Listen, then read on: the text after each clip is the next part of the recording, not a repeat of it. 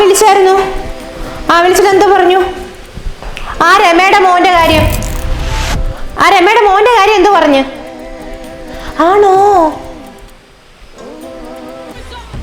Show എന്നിട്ട്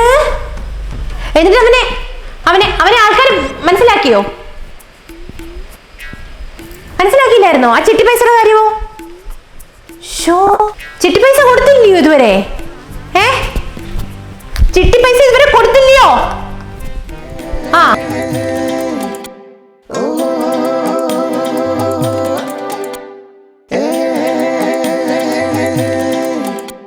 അയ്യോ ഞാനൊന്ന് നോക്കട്ടെ. ഞാൻ ആ കാര്യങ്ങൾ ഞാനിപ്പോ വിളിക്കാവേ.